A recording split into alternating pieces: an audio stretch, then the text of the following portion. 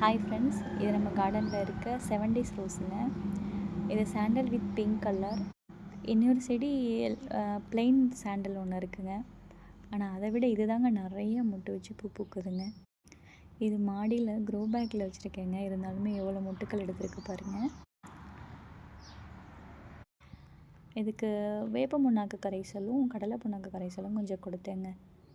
தரையில் இருக்க செடிக்கு ஒன்றும் நான் பெருசாக உரங்கள்லாம் எதுவும் கொடுக்கறது இல்லைங்க. ஆட்டுத்தொழு உரம் கிடச்சதுன்னா கொஞ்சம் எடுத்துகிட்டு வந்து அப்பப்போ தரையில் இருக்க செடிகளுக்கு கொடுப்பேங்க.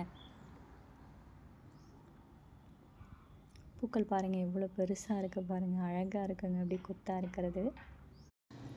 உங்கள் வீட்லேயும் எப்போதுமே ரோஜா பூக்கள் பூத்துட்டே இருக்கணும்னா நீங்கள் இந்த செடியை சூஸ் பண்ணலாம். இது எப்போதுமே பூக்கள் இருந்துகிட்டே இருக்கும்.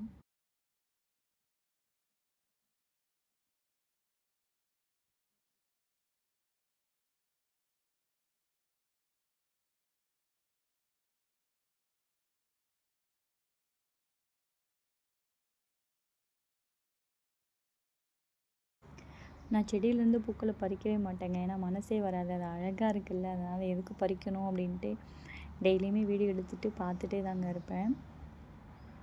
அப்படி பூக்களை பறிக்காமையும் விடக்கூடாதுங்க. ஏன்னா அந்த பூக்களை கட் பண்ணுற இடத்துலேருந்து அடுத்த ப்ரான்ச்சஸ் விட்டு மொட்டு வைக்க ஆரம்பிக்கும்.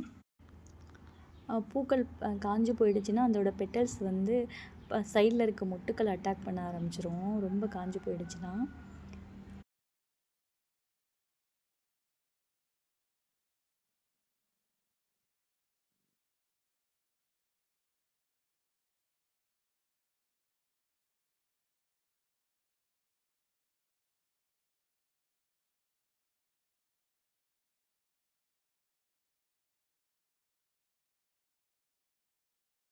நம்ம செடியிலையும் முன்னாடியே பூத்த பூவை பறிக்காம விட்டதுனால சைடில் இருக்க மொட்டுகளை அட்டாக் பண்ண ஆரம்பிச்சிருச்சுங்க. இப்போது அந்த கரிஞ்சி பூக்களை பறிச்சதுக்கப்புறம் மொட்டுக்கள் நல்லா ப்ளூம் ஆகிடுச்சுங்க. என்னோடய வீடியோ பிடிச்சிருந்துன்னா சப்ஸ்கிரைப் பண்ணிக்கோங்க ஃப்ரெண்ட்ஸ், லைக் பண்ணிக்கோங்க.